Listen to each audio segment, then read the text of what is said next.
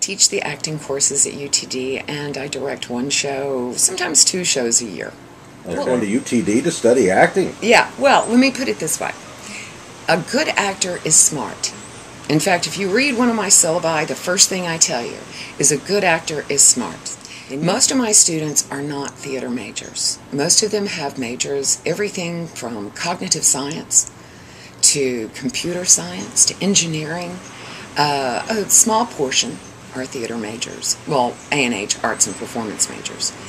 But they're good because they're smart. And this is the way they have to express themselves.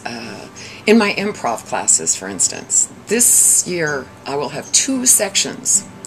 And people were like, how can you teach improv?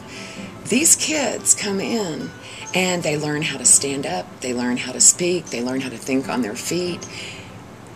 Basically, my philosophy is this. People are dying to stand up and express themselves. I just teach them it won't kill them. There's expectations with your characters. There's expectations that others have. What are those perceptions? And how do we play against those perceptions to use humor or to use drama? There has to be a point of understanding. We have to know what's going on to laugh. And if it's disconnected, there's no timing, there's no laugh. And so they learn all these things. They learn to think on their feet and keep their cool. Because when you go into your job, aren't you playing a character? I know I am on mornings. Because certain mornings I go in as Lizzie Borden on the inside, and I have to be Mary Poppins on the outside. Right now I'm working on a project that I can't give you the trailer for yet because it hasn't been released.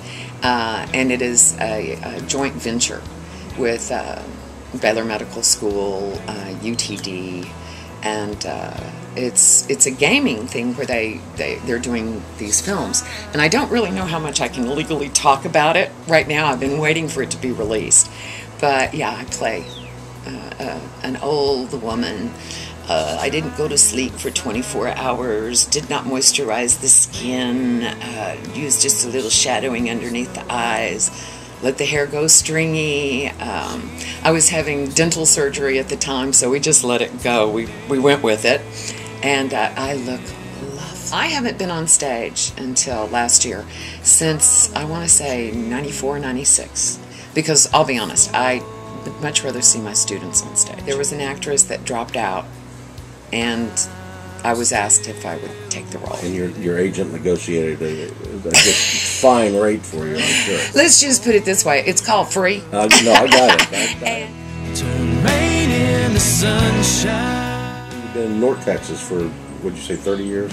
Yes. About 30 years. Mm-hmm. And you live in Plano now. Yes. But there's this little town north of Plano called McKinney. What do you think of that? Oh, if I would have been smart, I would have bought my first home there. I'm going to sell this puppy, and I'm going to buy me one of those beautiful older homes in McKinney where I can have my greenhouses in the back to grow my herbs. But McKinney's my style. Being born in Cameron, Texas, with a town square, with a chicken hatchery downtown, okay, and my aunt working at the Five and Dime, and the Spit and Whittle Club that sat on the bench by the courthouse and criticized everybody who walked by, because you could hear the gentlemen as they spit and whittled. McKinney has the best charm for me. It's contemporary and it's cool in that sense, but it still has the charm. It still has the roots. And if you meet the people of McKinney, it's young and it's progressive, but you can still see that there is that respect for the roots and the history. And as you can tell by my surroundings, I'm very proud of Texas. My family started in Austin, and then when I was 5 or 6, we moved to Irving. And then from Irving, I went off to boarding school. And I was 15, 16. now, where was the boarding school? Oh, in Kerrville. So you've never left Texas? No. You do have no Texas. I mean, I've been accused of not having a Texas accent, and I was gone for 25 years.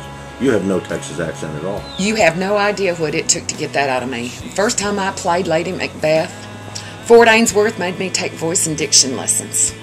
And I can honestly tell you, I've been popped in the mouth a few times. Trust me, and when I work in California or Florida, I can't say certain words without it.